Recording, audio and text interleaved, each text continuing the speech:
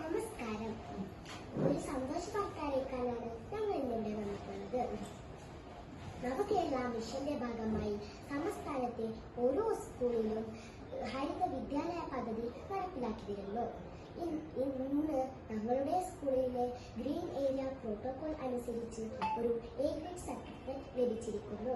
ഇതിന് ഞങ്ങളുടെ സ്കൂളിലെ ശരിയായ മാലിന്യ നിർമ്മാർജ്ജനത്തിന്റെ പ്രവർത്തനങ്ങൾ ഒട്ടേറെ നടത്തിയിട്ടുണ്ട്.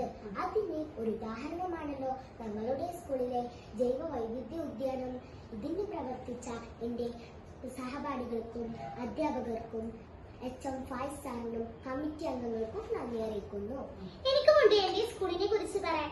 കലാകായിക രംഗത്തെ മികവാർന്ന പ്രകടനമാണ് ഞങ്ങളുടെ സ്കൂളിലെ കുട്ടികൾ കാഴ്ചവെക്കുന്നത്. അതുകൊണ്ട് തന്നെ ജില്ലാ തലത്തിൽ എത്തിച്ചേരാനും മിന്നും പ്രകടനം കാഴ്ചവെക്കാനും ഞങ്ങൾക്ക് കഴിഞ്ഞു. കഴിഞ്ഞ വർഷം ജില്ലാ ചാമ്പ്യന്മാരും സബ് ജില്ലാ ചാമ്പ്യന്മാരും ഉണ്ടായിരുന്നു. ഈ വർഷവും cricket, hockey, tennis, badminton, weight lifting എന്നീ ഇനങ്ങളിൽ സ്റ്റേറ്റിലേക്കുള്ള സെലക്ഷൻ പ്രോസസിംഗ് നടന്നുകൊണ്ടിരിക്കുന്നു. ഞങ്ങളുടെ സ്കൂളിൽ കരാട്ടെ ക്ലാസുകൾ ഞങ്ങളുടെ സ്കൂളിനെ മികവേകുന്നു.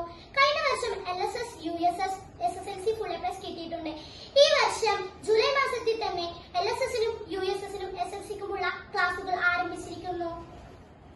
ഹായ്, പാഠ്യ വിഷയങ്ങൾ തുല്യ പ്രാധാന്യത്തോടെ എടുക്കുന്ന HM-ന് നന്ദി അറിയിച്ചുകൊണ്ട് തന്നെ തുടരട്ടെ. കഴിഞ്ഞ വർഷം 3 ഫോറസ്റ്റ് ക്യാമ്പുകൾ കേരള ഫോറസ്റ്റ് ഡിപ്പാർട്ട്മെന്റിന്റെ കീഴിൽ ലഭ്യമായിരുന്നു.